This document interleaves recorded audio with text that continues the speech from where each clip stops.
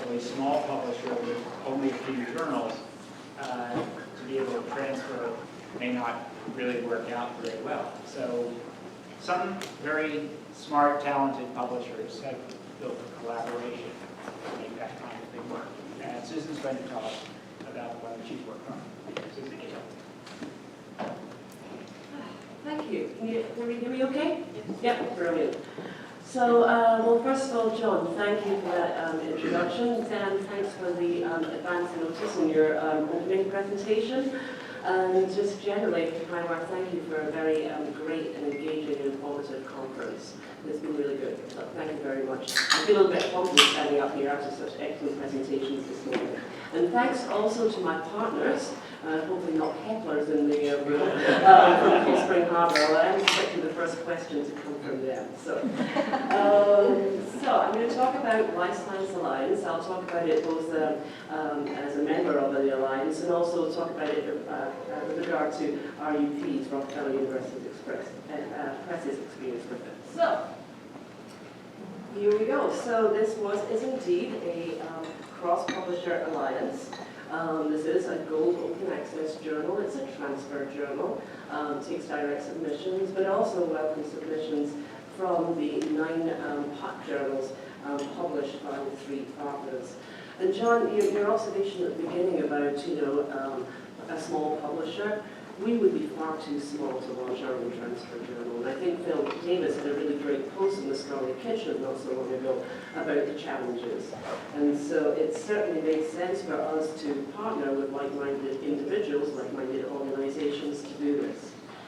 At Rockefeller University Press, I was delighted that actually Rockefeller University provided the seed money to start this off. I didn't have to find it out in my regular budget, which, as you all know, launching a new journal ain't cheap.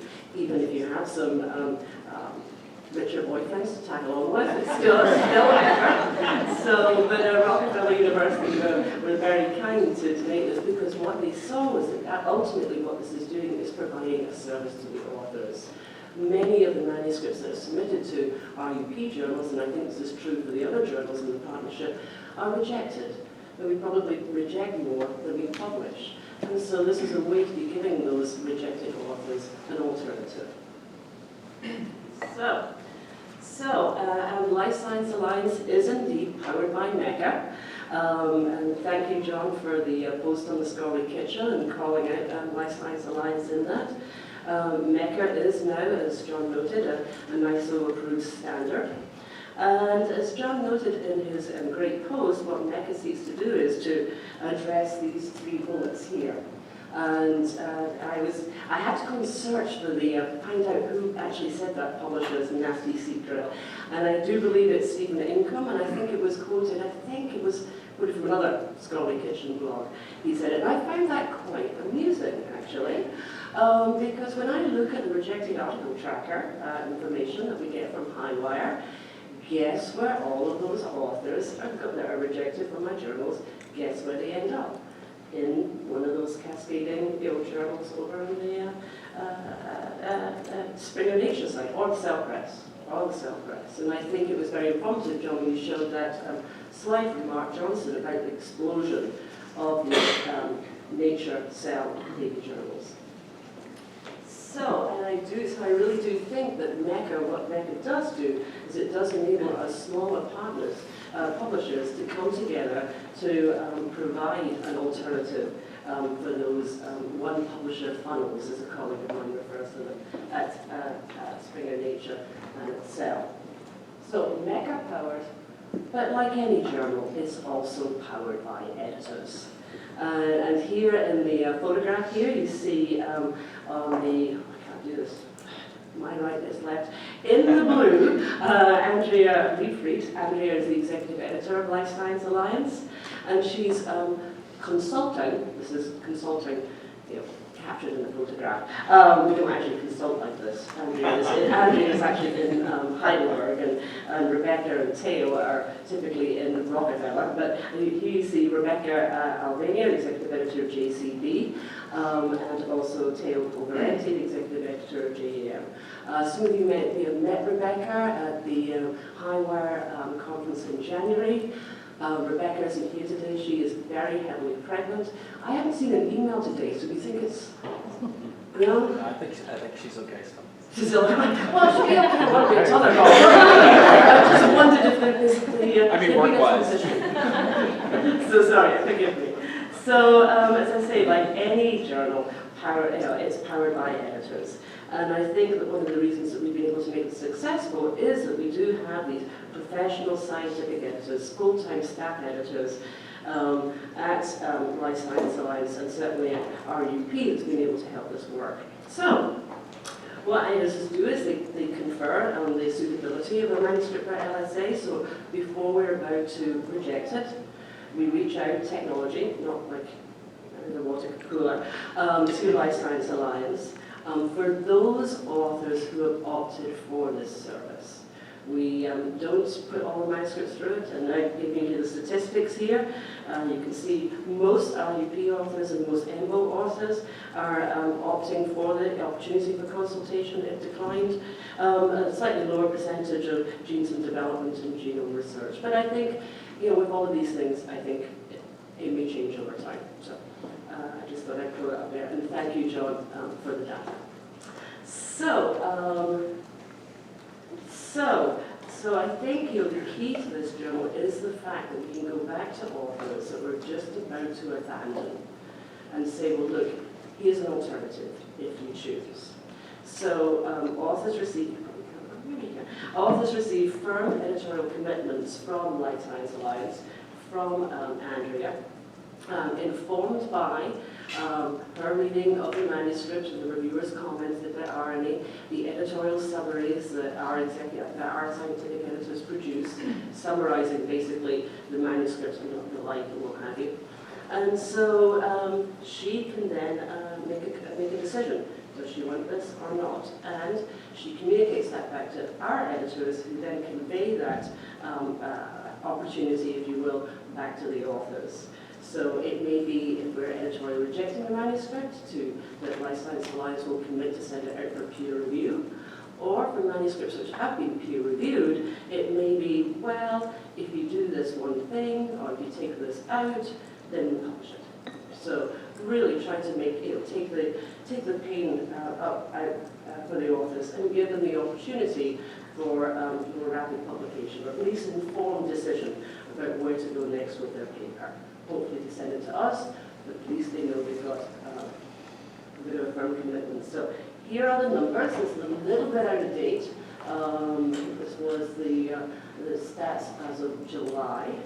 But you can see collectively across all of the 9 journals, actually 8, about 1,000 manuscripts have been proposed in total. A little over 340 of those were proposed by the scientific staff at RUP. Collectively, again across all of the journals, 85 authors have elected to transfer their manuscript to Life Science Alliance. Life Science Alliance is also getting direct submissions too, which is very encouraging. And again, as of July, 36 manuscripts published and 26 manuscripts in revision. List here some of the various stats. Oh, I should also say, if you're interested, Byrne spoke about this at the London meeting, so you can look at his slides too, and you can see how one of the other partners presented on this new journal. So some more stats here. So here you're seeing the percentage of authors, again collectively across all of the journals, who elected to transfer their manuscript to an invitation from Life Science Alliance. Not surprisingly, you get a higher percentage here for those post-review transfers. So yeah, if you do this one thing, then we'll accept your manuscript. You can see good uptake there, but you can also see transfers coming pre-review. So coming to us and knowing that the authors will get a peer review report out of it. So, obviously we'll start the total at the end there. So this is digging a little bit deeper into the data here. So here you're seeing the 9 journals. This is mine, sorry. I'll touch on why this is going on in a minute. But you're using the 9 journals from the publishing partners. You can see here the total number of consultations that occurred. In green, these are the ones that Andrea said yes, please invite transfer. This is pre-review. The next green up here, anyway, broken down here. You can see occasionally Andrea will say no. And you can see sort of various no's against all the journals. And I think what's going on here is just, as with any new journal, some calibration, some figuring out of what's within scope and what's not. The wee sad one here at the end, which has got 0, is Rockefeller University Press Journal. That journal is, the 3 journals that I publish, actually doesn't have a dedicated executive editor, and having upgraded its EJP to be able to cope with consultations and stuff like that. And so it's also the smallest of our journals as well, of our journals. And so they were, one of the reasons they were hesitant because they felt that, oh, is this going to delay editorial decision making at our journal? And in actual fact, how we've configured the system is Wheeler, Andrea visit suitable manuscript. If she thinks, if she doesn't get back to us in 36 hours, then we go ahead with what we were going to say anyway. We just don't give a commitment to the authors because we haven't withdrawn Life Science Alliance. So, I think this is the last one, so I'm probably going to make you finish early, John. Sorry about that. So MECA, what is it good for? Well, I think it's good for an awful lot. I mean, we already, Rockefeller University Press, we were already sort of welcoming transfers from others. And we were also transferring internally as well. When you submit to an RUP journal, it's our sort of stated policy that reviewers should know that their reviews will be shared.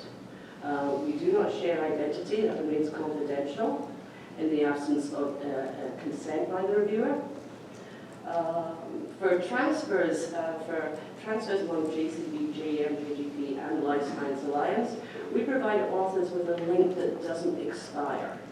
So, particularly for those manuscripts that have been through peer review, the author, quite understandably, might want to revise their manuscript again before it's transferred. And by having that link that doesn't expire, that addresses that. You know, we actually been quite successful, touch wood, at being able to woo away manuscripts from those one publisher funnels, the Springer Nature and Cell Press.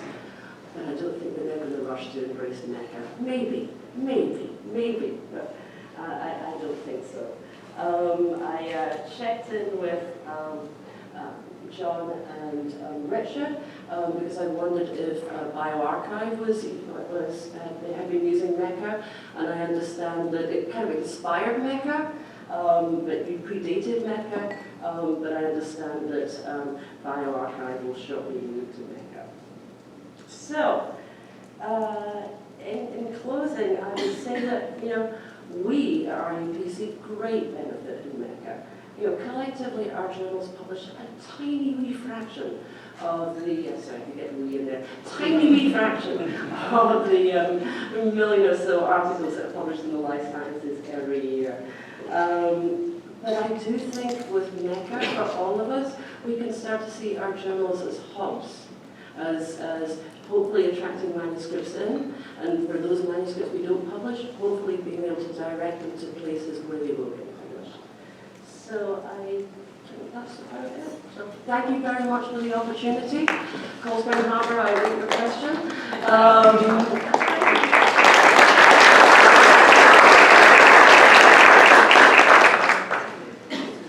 Thank you, Susan. Questions for Susan, and you can even ask Colesburn Harbour questions.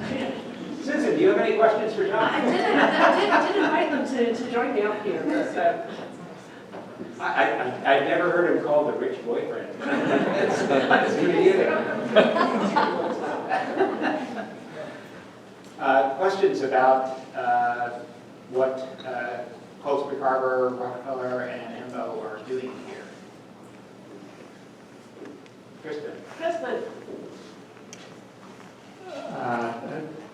Well, two questions. On the author side, I think one of the data points you showed was that of 1,000 manuscripts collectively that were proposed for transfer to LSA from among all of the journals. 80 manuscripts were transferred. Oh, you went past it. Oh, right past it, sorry. That one there. So the top bullet says 1,000 manuscripts proposed, 85 transferred, the third bullet. So what are all the other authors saying or doing? They're not transferring. Well, yeah. are they saying, we don't want to do this?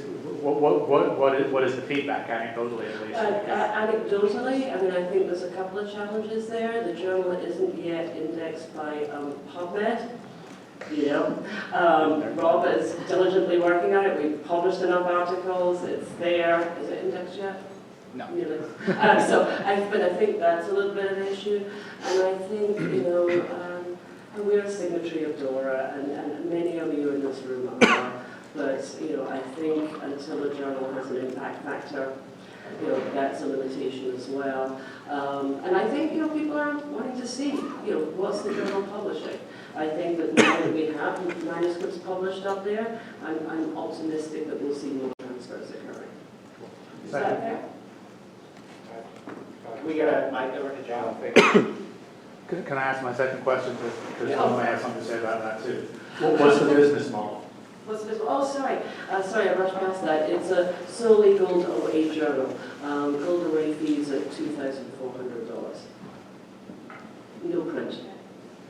And excuse me, it also should be pointed out that this is a joint venture in the sense that it's collective investment and collective reward, should that actually happen. The only thing I would add... the only thing I would add to what Susan said is that we collectively call all of these journals, in our sense of self-importance, frontline journals. And I think we can tell from our use of the rejected article tracker and so on that nearly everything that is sent to these journals ends up being published somewhere. So these authors have alternatives, which they're perfectly aware of. So we're trying to sort of divert them from a path that they're already on. And as Susan's pointed out, at the moment we don't have an awful lot of ammunition to do that with. But it's early days, and actually I think we're pretty pleased with the response. It's only really been 3 or 4 or 5 months, something like that. And we're not doing too badly considering.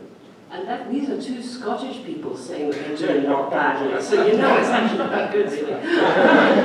Sorry, John, I couldn't resist it. Actually, I thought what you might ask, Crispin, was a question I got in another forum, which was, why did you 3 decide to work together? And I said, well, we all speak English in a funny accent. That seemed satisfying.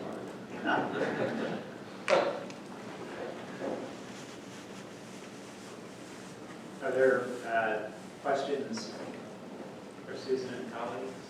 Anthony?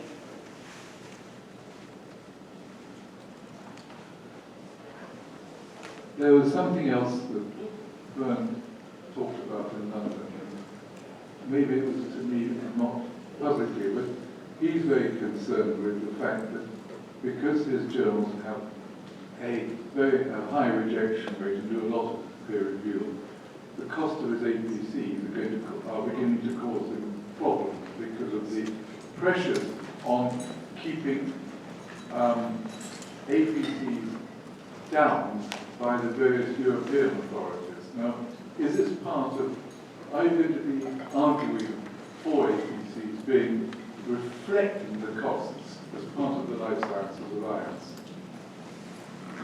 Well, we certainly have gone into Life Science Alliance hoping to provide a surplus back. My university was very kind to invest in this. I'd like to give them back some money. They're not looking for it, but I would like to give it back to them. But yes, it's true. I mean, if I look at the open access fees that we charge in RU's Peace journals, and we charge $5,000 there, that's not covering my costs. It's not.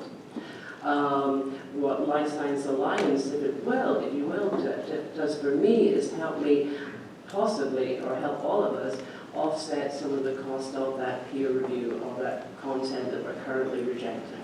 Does that help? Does that answer? Yes, but they'll still be high because of the work you put in on them. And this is a difficult problem for you and other people who publish good quality journals. Yeah, don't even start with. I mean, I think it's just really, really sad, you know, open access basically.